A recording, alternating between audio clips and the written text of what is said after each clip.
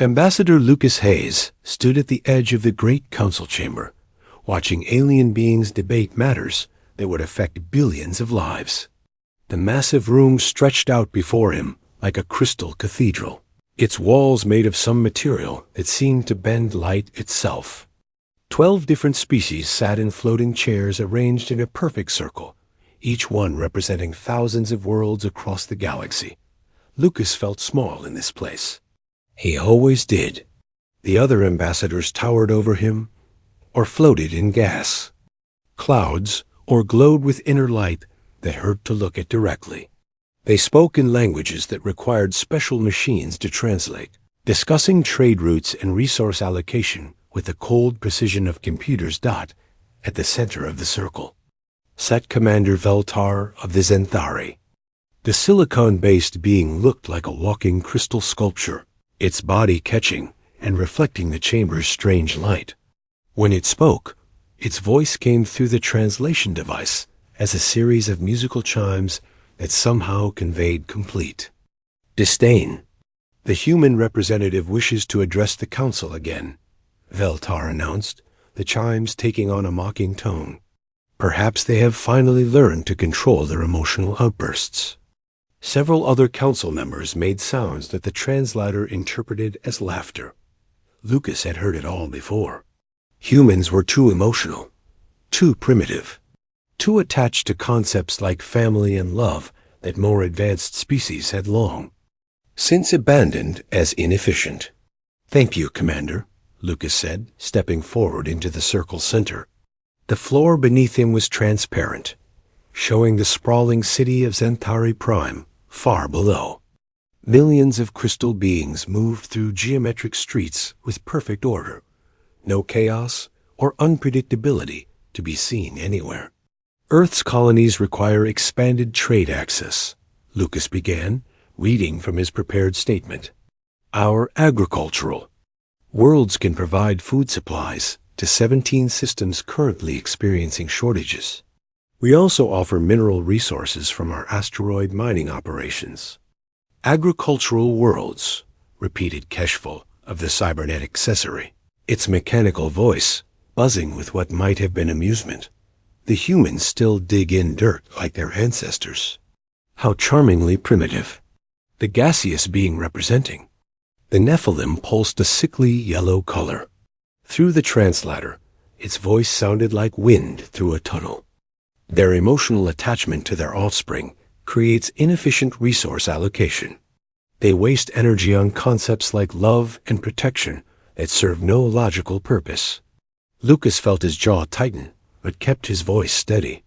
"These emotional bonds create strong communities.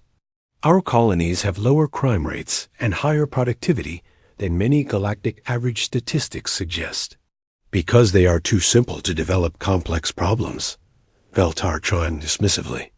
"A child's toy is also stable, but we do not grant it voting rights in galactic affairs."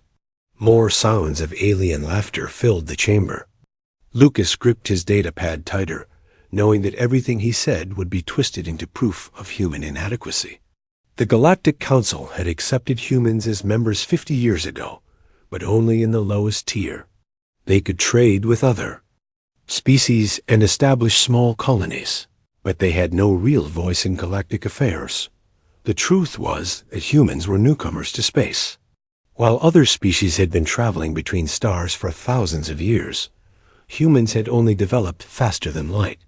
Travel 3 generations ago.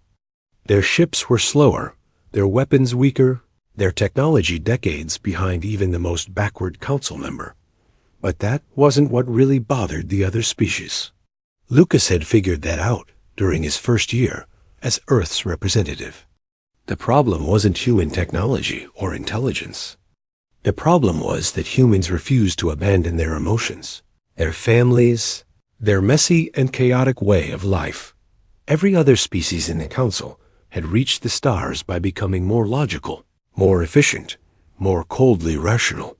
They had given up art for mathematics, love for resource management, individuality for perfect order. They looked at humans and saw a path they had rejected long ago. "We will consider your request," Veltar announced, which was diplomatic speak for no. "Perhaps in a few centuries, when your species has matured beyond its current primitive state." The session ended, and the various aliens began floating or walking or drifting toward their respective exits. Lucas gathered his papers, already knowing that his report back to Earth would be another disappointment. The colonies needed those trade routes. Human settlements were struggling to survive on worlds that could barely support human life, but they couldn't get access to the resources that would make the difference. As he walked through the crystal corridors toward his quarters, Lucas thought about his own daughter back on Earth. Mary was 7 years old now, and she sent him pictures she drew in school. Stick figures of him standing with strange alien shapes, labeled Daddy, at work with his friends. The other ambassadors would find such attachments pathetic, but those pictures were the reason Lucas kept coming back to these meetings, kept arguing for humanity's place in the galaxy. Meanwhile, billions of miles away, Dr. Amy Carter was tucking her daughter Katie into bed on the human colony world of New Haven. The small research station sat on the edge of a vast ocean, where Amy studied the local marine life that swam in waters unlike anything found on Earth. "Tell me about the fish again, Mommy," Katie asked, clutching a small crystal pendant that caught the moonlight streaming through her window. "Well, the deep swimmers have lights all along their sides," Amy said, sitting on the edge of the bed. "They flash different colors to talk to each other in the dark water." "Like the pretty lights I see sometimes?" Katie asked. Amy smiled. "What pretty lights, sweetheart?"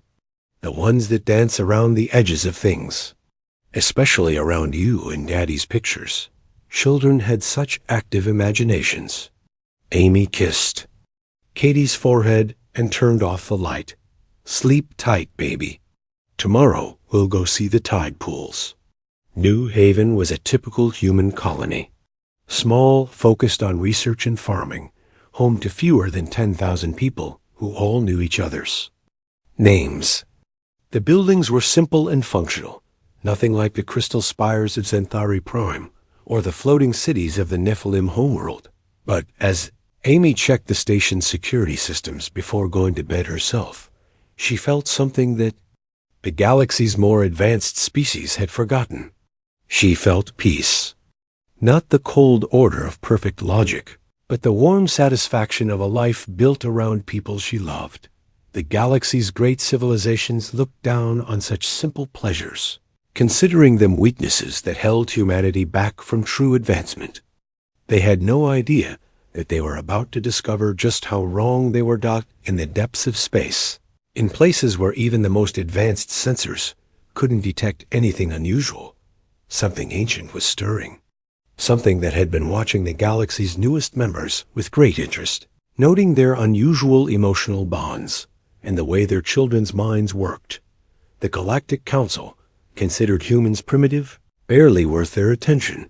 But across human space, children were about to start disappearing, and the galaxy was about to learn that there were some forces more dangerous than the most advanced technology. They were about to discover what happened when you threatened the humans. Child.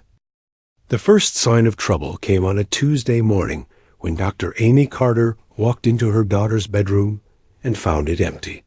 Katie's bed was still warm, her small crystal pendant lying on the pillow, but the 8-year-old girl was nowhere to be found.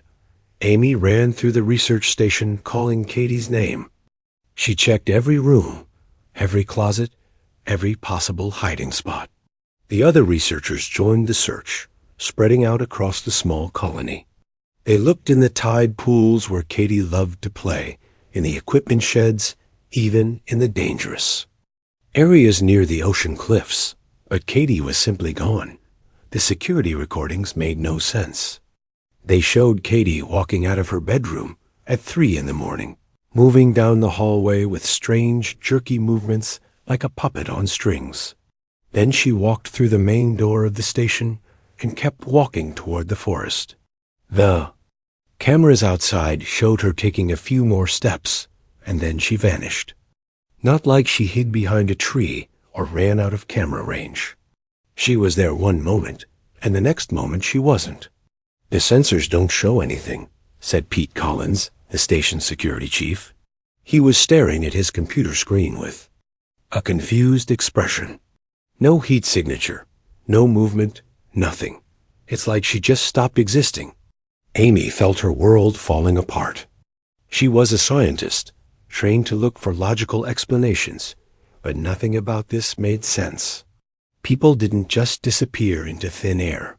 There had to be a reason, a cause, something she could understand and fix.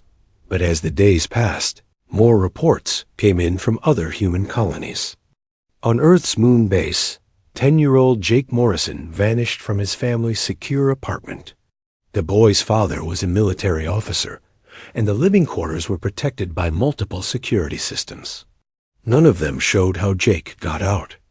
The farming world of Green Valley, 3 children disappeared in a single night. 7-year-old Lisa Park, 9-year-old Tommy Wright, and 6-year-old Sam Johnson all left their homes at exactly the same time and walked into the cornfields. The security drones followed them for half a mile before the children simply weren't there anymore. Within 2 weeks, the number reached 50 missing children. Within a month, it was over 100. Human colonies across dozens of star systems reported the same impossible disappearances. Children walking out of their homes in the middle of the night, moving in that same strange, puppet-like way, then vanishing completely. Captain Ryan Blake of the human defense vessel Meridian was assigned to investigate. His ship wasn't much compared to the massive warships of other galactic species, but it was fast and had good sensors. He traveled from colony to colony, studying each disappearance site, looking for patterns. His partner, Lieutenant Sophie Ward, was one of the smartest people in the human fleet. She had studied alien technology for years, trying to understand how other species built devices that seemed to break the laws of physics. Now she was using that knowledge to hunt for clues about the missing children. "There's something here," Sophie said, staring at her scanner readings. They were standing in the cornfield on Green Valley, where the 3 children had vanished. "The gravity readings are wrong. Not by much, but enough to notice." Ryan looked at the numbers on her screen. "Wrong how?" "It's like something very heavy was here, but only for a few seconds. Heavy enough to bend space itself." Sophie shook her head. "But that's impossible. Nothing that massive could land on a planet's surface without destroying everything for miles." Around, they found similar readings at every disappearance site. Tiny gravitational anomalies that lasted only moments, so brief that most sensors would miss them completely. But human technology, primitive as it was compared to galactic standards, happened to be very good at detecting small changes in gravity. It was a leftover from their early space exploration, when they needed to find safe places to land on unknown worlds. Dr. Amy Carter joined the investigation after Captain Blake visited New Haven. She couldn't just sit and wait for news about Katie. She needed to do something, anything, to help find her daughter. "The children who disappeared," Amy said, reviewing the files on Blake's ship. "They're not random. Look at their school records." She spread out data tablets across the table. In the ship's small conference room, each tablet showed information about one of the missing children. Test scores, medical records, psychological evaluations that all human children received as part of their education. "They all have higher than average creativity scores," Amy continued. "And look at this, elevated empathy ratings. These aren't just any children. They're the ones who tested highest for imagination and emotional intelligence." Sophie studied the data. "What does that mean?" "I don't know," Amy admitted, her voice breaking slightly. "But someone is choosing specific children. They're not taking kids at random. They want the ones who think differently, who feel more deeply." Meanwhile, Ambassador Lucas Hayes was trying to get help from the Galactic Council. He stood once again in the crystal chamber, begging the alien representatives to assist with the search for the missing children. Over 300 human children have vanished, Lucas said, his voice echoing in the vast space. We need access to your advanced sensors, your tracking technology. These disappearances are beyond our current capabilities to investigate. Commander. Veltar's crystal form barely turned in his direction. Human children wandering away from their guardians is hardly a galactic emergency. Perhaps if your species maintained better supervision of their offspring, such incidents would not occur. They're not wandering away, Lucas insisted. They're being taken by someone or something with technology we don't understand. The security footage shows impossible movements, and our sensors detect gravitational anomalies that suggest advanced propulsion systems. The Kesari representative's mechanical voice buzzed with what sounded like amusement. Humans see patterns where none exist. Your emotional attachment to your young creates paranoid fantasies. These children have simply run away from homes where they were not properly controlled. 300 children don't all run away on the whole. Same night, Lucas said, his diplomatic training barely keeping his anger in check. They do when their parents are too soft to maintain discipline. A Nephilim delegate pulsed, its gaseous form shifting colors. Other species learned long ago that excessive emotional bonding with offspring creates unstable family units. Your children flee because you have failed to properly integrate them into productive society. Lucas felt something cold settle in his stomach. The council wasn't just refusing to help. They were actively dismissing the crisis, treating it as proof that humans were unfit for galactic civilization. We formally request assistance under the mutual aid protocols, Lucas said, pulling out his last diplomatic option. Request denied, Veltar chimed without hesitation. The protocols apply to genuine emergencies, not to domestic problems caused by species-specific inadequacies. As Lucas left the council chamber, he realized that humanity was truly alone in this crisis. The most advanced civilizations in the galaxy had decided that missing human children weren't worth their time or resources. Back on the Meridian, Captain Blake received another report. This time, it was from the research station on Farstar, where 2 more children had vanished. But this disappearance was different. The security cameras had caught something new. Play it again, Blake said, watching the screen in disbelief. Footage showed 11-year-old Danny Chun walking out of his family's quarters in the middle of the night. But this time, just before he vanished, the cameras picked up something else. A brief shimmer in the air, like heat waves rising from hot pavement, but perfectly geometric. It lasted only a fraction of a second, but it was there. That's not natural, Sophie said, studying the readings. That's some kind of cloaking technology. Something was there, something we couldn't see. Dr. Carter leaned forward, staring at the screen. They're not just disappearing. Someone is taking them. Someone with technology so advanced that we can barely detect it. For the first time since the disappearances began, they had proof that the children were being abducted. But they still had no idea who was taking them, or why. As the news spread through human space, something began to change in the human colonies. Parents who had never thought about violence started asking about weapons. Peaceful farmers and researchers began organizing search parties. The same emotional bonds that other species mocked were crystallizing into something harder and more dangerous. The galaxy was about to discover that when you take a human's child, you don't just create an enemy. You create something that will never stop hunting until it finds you. The explosion that destroyed the ancient facility sent shockwaves through space that were felt across the entire galaxy.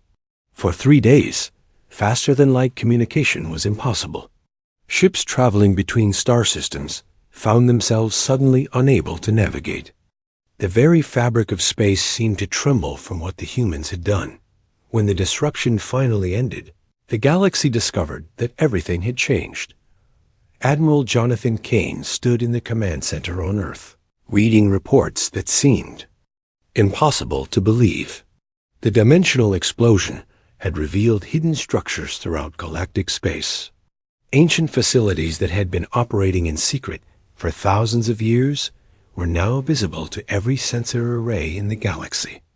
17 star systems have gone completely dark, his aide reported. No communication, no ship traffic, nothing. It's like they just stopped existing. Kane studied the star charts on the main screen. The silent systems all belonged to species that had been part of the Galactic Council for centuries. The Xanthari homeworld was among them, along with 2 major Kasari manufacturing centers and a Nephilim research facility. "What about the rescued children?" Kane asked. "They're safe," the aide replied. "Medical teams are examining them now." "But Admiral, they've been changed. Their minds work differently now. They can see things that shouldn't exist." Meanwhile, Dr. Amy Carter sat beside her daughter's bed in the medical facility on Earth. Katie looked the same as she had before her. Disappearance, but her eyes held knowledge that made Amy's heart ache. The little girl who used to draw pictures of stick figures now sketched impossible geometries that hurt to look at. "The beings who took us," Katie said, her voice still that of an 8-year-old, but carrying wisdom that didn't belong there. They weren't evil. They were just old. So old that they forgot what it was like to be young and small and scared. "What did they want with you, sweetheart?" Amy asked, stroking her daughter's hair. "They wanted to learn how to think like children again," Katie replied. "They had become too smart, too logical. They couldn't create new ideas anymore. So they took children from different species and tried to understand how young minds work." Amy felt a mixture of relief and rage. Her daughter was alive and safe, but she had been used as an experiment by beings who saw children as tools rather than people. Across the galaxy, similar scenes were playing out as other species discovered what had happened to their own missing children. The humans had not only rescued human children from the facility, they had saved young beings from dozens of different worlds. But the most shocking discoveries were yet to come. Captain Ryan Blake was aboard the Meridian, investigating one of the newly revealed facilities, when he found the evidence that would change everything. In the ancient structure's databanks, he discovered communication records going back thousands of years. "Sophie, you need to see this." Blake called to Lieutenant Ward. The records showed that several species in the Galactic Council had known about the child abductions for centuries. The Xanthari had provided information about which planets had children with useful mental abilities. The Kasari had supplied technology to help track and capture young beings. The Nephilim had helped hide the facilities from galactic sensors. In exchange, these species had received advanced technology from the ancient beings. Weapons faster than light drives, even the crystal cities that made up their most impressive achievements. All of it had been payment for helping to steal children. "They sold out their own young," Sophie said, staring at the evidence in horror. "And not just their own. They helped target children from every species in the galaxy." Blake transmitted the evidence to Admiral Kane on Earth, knowing that this information would tear apart the galactic government. But before he could send a second transmission, his sensors detected something that made his blood run cold. 3 Xanthari battle fleets were approaching human space, their weapon systems powered up for war. Ambassador Lucas Hayes was in his quarters on Xanthari Prime when the first riots began. Through his window, he could see the crystal beings moving through their perfectly ordered streets in chaotic patterns. For the first time in their recorded history, the Xanthari were experiencing emotion, the revelation of their leaders. Betrayal had triggered something in the Xanthari population that their species had tried to eliminate centuries ago. Anger, shame, the desperate need to make things right. Hayes received an emergency communication from his security team. "Sir, You need to get to the spaceport now. The Xanthari government is falling apart, and they're blaming humans for exposing their crimes. But Hayes discovered that escape was impossible. Xanthari warships surrounded the human embassy, trapping him on a world that was tearing itself apart. With newfound emotions. On Earth, Admiral Kane watched the approaching Xanthari fleets with grim satisfaction. Let them come. Humanity had nothing left to lose, and everything to prove. All human vessels, prepare for battle, Kane announced across the communication network. They think we're still the primitive species they can push around. Let's show them what humans can do when we're truly angry. The battle that followed would be remembered as the day the galaxy learned to fear humanity. Human ships, designed for exploration and defense, fought with a fury that terrified their enemies. Every human pilot, every gunner, every engineer fought, as if their own children were still in danger. But the real victory came when the other galactic species discovered the truth about their own governments. On Kesari Prime, cybernetic beings who had never experienced guilt found themselves overwhelmed by programming errors that felt suspiciously like shame. The Nephilim homeworld was consumed by storms as the gaseous beings literally tore themselves apart with conflicting emotions. Within a week, 3 major galactic civilizations had collapsed into civil war. Their populations, learning that their leaders had traded away their children for technology, rose up in revolution. Ambassador Hayes found himself suddenly freed as the Xanthari government that had held him prisoner dissolved into chaos. Instead of fleeing, he walked into the crystal council chambers where Commander Veltar had once mocked human emotions.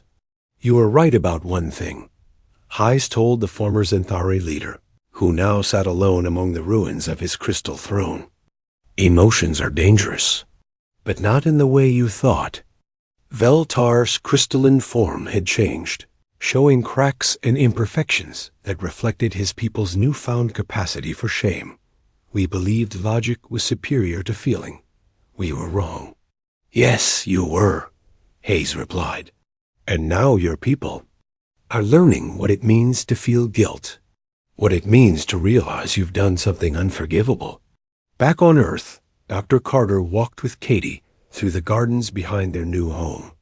The little girl pointed to flowers and named colors that didn't exist in normal space, seeing beauty in dimensions that most beings couldn't perceive. Will I always be different now, Mommy? Katie asked. Yes, sweetheart, Amy replied honestly. But different doesn't mean broken. It means you can see things that others can't. You can help people understand parts of the universe they never knew existed. Katie nodded seriously and smiled with the pure joy that only children possess. The pretty lights say you're proud of me. I am, Amy said, hugging her daughter close. I'm proud of you, and I'm proud of all the people who brought you home. The galaxy had learned its lesson. The species that had once dismissed humans as too emotional, too primitive, too attached to their families, now whispered warnings about the ones who had made entire civilizations go silent. Humanity took its place in the galactic community, not as junior members begging for acceptance, but as the species that had torn apart an ancient conspiracy and brought justice to beings who thought they were above consequences. The missing children were home. The guilty had been punished. And across the galaxy, every species now understood a simple truth. If you threaten a human's child, you don't just make an enemy. You awaken something that will hunt you across space and time until justice is served. Universe was a much more dangerous place now that humanity had shown what they were truly capable of. But it was also a safer place for children of every species, because everyone knew that somewhere among the stars, humans were watching and waiting, and they would never forget. The human fleet that gathered at the coordinates Dr. Amy Carter had discovered was unlike anything the galaxy had ever seen. Ships from every human colony came together in the empty space between star systems. Military vessels flew alongside civilian transports. Research ships carried desperate parents next to cargo haulers loaded with weapons and supplies. Captain Ryan Blake stood on the bridge of the Meridian, watching hundreds of ships take position around him. There were no grand speeches or formal ceremonies. Everyone knew why they were here. The missing children had been gone for 8 months, and humanity had finally found where they were being held. "Sensors are picking up something," Lieutenant Sophie Ward reported from her station. "It's big, and it's not showing up on normal scans." Blake looked at the main screen, which showed empty space dotted with stars. But Sophie's instruments were detecting massive energy readings coming from directly ahead of them. "It's using some kind of cloaking technology," Sophie continued. "But the energy signature is so strong that our gravity sensors can detect it anyway." Dr. Carter stood next to Blake, her hands shaking as she watched the readings. Somewhere in that invisible structure, her daughter Katie was waiting for rescue. After months of searching and planning, they were finally here. "All ships prepare for assault," Blake announced over the fleet communication system. "We don't know what we're going to find in there, but we're bringing our children home." As the human fleet moved forward, the cloaking field around the hidden structure began to flicker and fail. What appeared before them was impossible to understand. The facility was enormous, easily the size of a small moon, but it seemed to exist in multiple dimensions at once. Parts of it appeared solid, while other sections flickered in and out of reality. "My God," Sophie whispered, staring at her instruments. "It's phasing between different layers of space-time. The technology required to build something like this is thousands of years beyond anything in the galactic database." The structure was beautiful and terrifying at the same time. It looked like a crystal flower made of light and metal with sections that twisted into shapes that hurt to look at directly. Energy flowed through it in patterns that seemed to bend the laws of physics. "Life signs," Sophie reported, her voice getting excited. "Thousands of them. Different species, but definitely, including humans." Blake felt his heart racing. After all this time, they had found the children. But as the human fleet approached the facility, defensive systems began to activate. Weapons that fired bolts of pure energy emerged from the structure's surface. Barriers of twisted space-time appeared around the facility, designed to stop any approaching ships. "All units, engage," Blake commanded.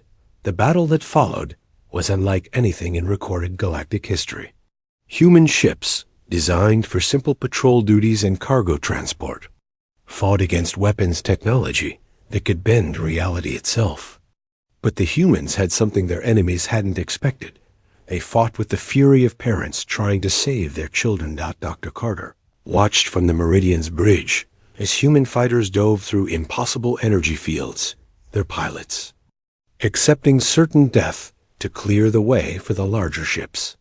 She saw cargo haulers ram themselves into defensive barriers. Exploding in brilliant flashes, they created temporary gaps in the facility's protection. "Boarding teams, prepare for assault," Blake announced as the fleet's weapons finally created an opening in the structure's defenses. The assault teams that entered the facility found themselves in corridors that seemed to stretch forever, with walls that shifted and moved like living things. The gravity changed direction without warning. Rooms existed in spaces that should have been impossible, but the human soldiers pressed forward, guided by readings from their scanners that showed where the life signs were strongest. They moved through the twisting passages with grim determination. Knowing that every second counted, Marine Sergeant Joe Davis led the first team to reach the children. What he found in the facility's central chamber made him stop in shock. Thousands of young beings from dozens of different species floated in transparent tubes filled with glowing liquid. Their bodies were unchanged, but their eyes showed awareness that was far beyond their years. "Katie." Dr. Carter's voice came through the communication system as she guided the rescue teams from the Meridian. "Katie, Can you hear me? Among the floating children, 8-year-old Katie Carter turned her head toward the sound of her mother's voice. But when she looked at the rescue team, her eyes held knowledge that no child should possess. She could see things that existed in multiple dimensions at once. "Mommy?" Katie's voice came through the facility's communication system, but it sounded different, older. "I can see you. I can see all of you. The pretty lights are everywhere now." Sergeant Davis and his team began the careful process of removing children from the tubes. But as they worked, they discovered that the facility was more than just a prison. It was a laboratory. The children had been changed. Their minds expanded to perceive multiple dimensions of reality. "The beings who built this place," Katie said, as her mother held her for the first time in months, "they're very old. They've been taking children from different species for thousands of years. They want minds that can think in new ways." Dr. Carter felt rage building inside her as she understood what had been done to her daughter. Katie was still her little girl, but part of her mind now existed in places that humans weren't supposed to go. The rescue teams worked frantically to free all the children, while the battle continued outside. But the facility's creators weren't going to let their experiments go easily. Ancient beings that looked like shadows made of starlight began appearing in the corridors, trying to stop the human soldiers. "We need to destroy this place," Blake realized as he watched the battle reports. "If we leave it intact, they'll just take more children." But destroying the facility required someone to manually overload its power systems from the inside. The explosion would consume anyone who stayed behind. "I'll do it," said Commander Lisa Park, whose 7-year-old daughter had been among the first children rescued. "My baby is safe now. That's all that matters." "We'll all do it," said Captain Tony Wright, whose son had been missing for 6 months. "Every parent here understands the choice." One by one, human officers volunteered to stay behind and ensure the facility's destruction. They weren't soldiers trained for suicide missions. They were parents, teachers, farmers, and scientists who had become something harder and more dangerous when their children were threatened. As the last transport ships carried the rescued children away from the facility, those who remained behind began the final phase of their mission. They moved through the structure's power core, setting charges that would tear apart the ancient technology. "Tell our children we love them," Commander Park said over the communication system as the evacuation. Ships jumped to safety. The explosion that followed could be seen from dozens of star systems. The facility that had existed for thousands of years was consumed in a cascade of dimensional energy that rippled through space-time itself. The blast was so powerful that it temporarily disrupted faster-than-light communication across half the galaxy. When the energy finally faded, nothing remained but empty space and the drifting wreckage of human ships. But scattered across that debris field were the rescue pods containing hundreds of children from dozens of species, all saved by humans who had sacrificed everything to bring them home.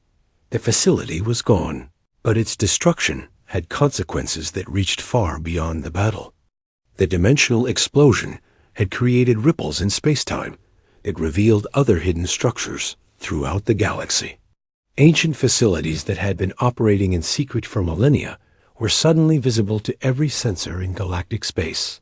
And in those facilities, the galaxy's most advanced civilizations discovered evidence of their own betrayal. Records showing which species had traded information about their own children. Communication logs revealing how the galaxy's leaders had cooperated with beings they thought were extinct. The humans had won their battle, but they had also started a war that would tear apart the galactic order. The species that had dismissed them as primitive were about to learn that some forces in the universe were more dangerous than advanced technology. They were about to discover what happened when the galaxy's newest members decided they had nothing left to lose. 6 months had passed since Katie Carter disappeared, and Dr. Amy Carter had not slept through a single night. She sat in her laboratory on New Haven, surrounded by computers and data screens, her eyes red from exhaustion.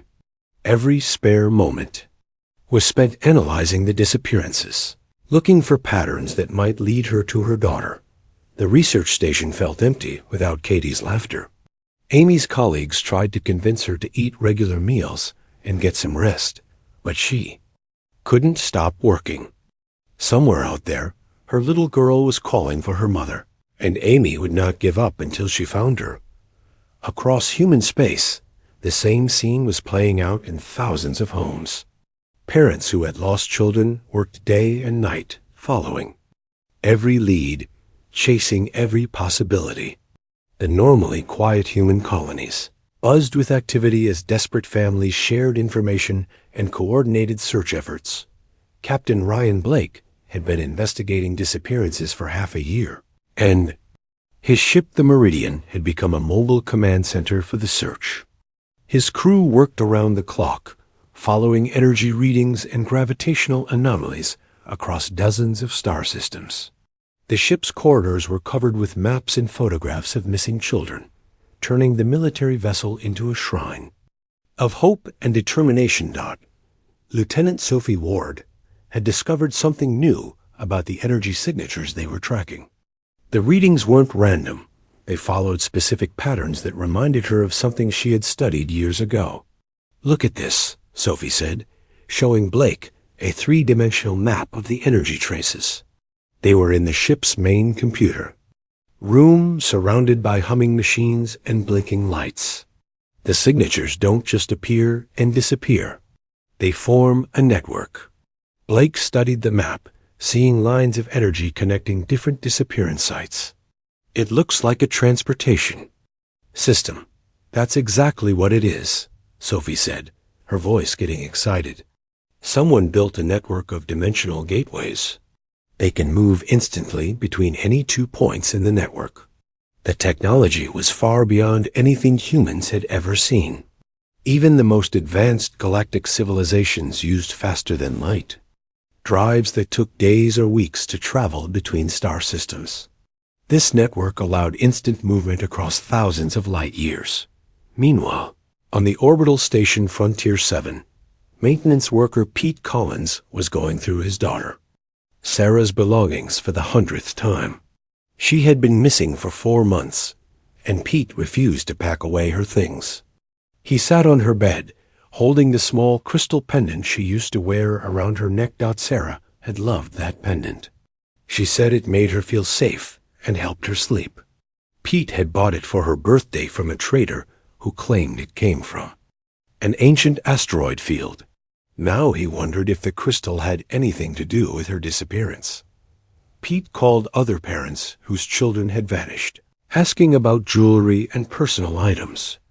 What he discovered made his blood run cold.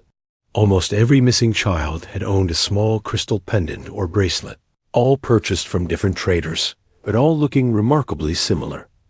Dr. Carter received Pete's call while she was analyzing water samples in her laboratory. When he described the crystals, Amy felt her heart skip a beat. Katie's pendant was still sitting on her dresser, the one item Amy couldn't bear to put away. "I need to examine those crystals," Amy told Pete over the communication system. "Send him samples from as many as you can find." Within a week, Amy had crystal samples from dozens of families. Under her microscope, she discovered that the crystals weren't just decorative stones. They contained complex mineral structures that didn't exist naturally anywhere in known space. More importantly, they gave off the same energy signatures that Sophie Ward had been tracking. "They're beacons," Amy realized, calling Captain Blake immediately. "The crystals are tracking devices. Someone has been marking our children for years, waiting for the right moment to take them." Blake felt sick as he understood the implications. "How many of these crystals are out there?" "Thousands," Amy said, her voice shaking. "Maybe tens of thousands. They've been sold to human families across the galaxy." The discovery changed everything. This wasn't a random series of abductions. Someone had been planning this for years, carefully placing tracking devices with human children, studying their behavior, and waiting for the perfect opportunity to strike. Sophie Ward worked frantically to analyze the crystal samples, using every piece of equipment on the Meridian. The energy readings were incredibly complex, suggesting technology that was thousands of years more advanced than anything in the galactic database. These crystals are connected to each other, Sophie reported. They form a communication network. Whoever made them has been watching our children through these devices. Dr. Carter felt a mixture of rage and determination building inside her. Someone had been spying on Katie for years, studying her habits, learning her routines. The thought of unknown eyes watching her daughter made Amy want to tear the galaxy apart with her bare hands. But Amy was a scientist, and she channeled her fury into research. She began mapping the crystal network, trying to understand how it worked and where it might lead. The patterns were incredibly complex, but she noticed something interesting. The strongest signals all pointed toward the same region of space, an area between star systems, where no planets existed. Fleet Admiral Jonathan Kane had been watching the investigation from Earth's military headquarters. He was a career soldier who had spent his life protecting human colonies from pirates and raiders. But this was different.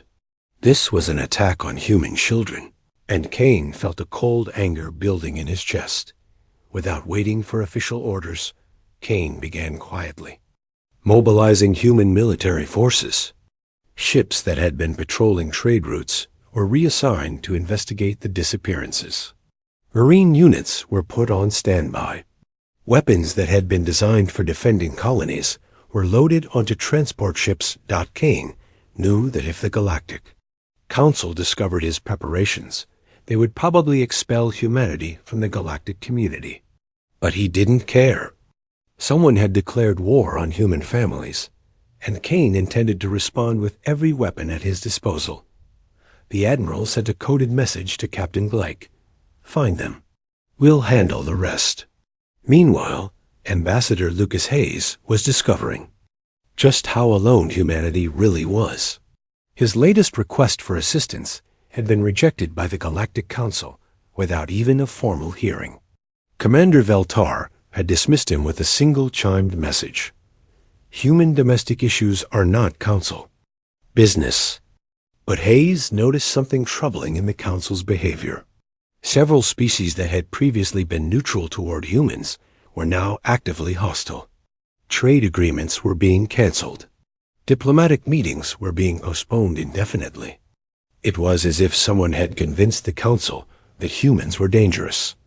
Hayes began investigating quietly, using his diplomatic contacts to gather information. What he discovered made him realize that the missing children were only part of a larger plan. Someone was systematically isolating humanity, cutting them off from galactic support just when they needed help most. Dr. Carter made a breakthrough when she discovered that the crystal network had a central hub.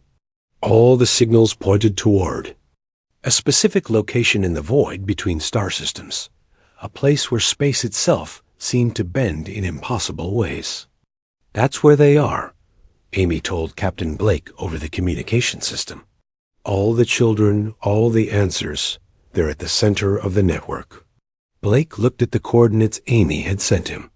The location was weeks away from the nearest human colony in a region of space that most ships avoided because of dangerous gravitational anomalies. "We're going there," Blake decided, his voice hard with determination. "It could be a trap," Sophie warned. "I don't care," Blake said. "Those children have been missing for months. Every day we wait is another day they're in danger."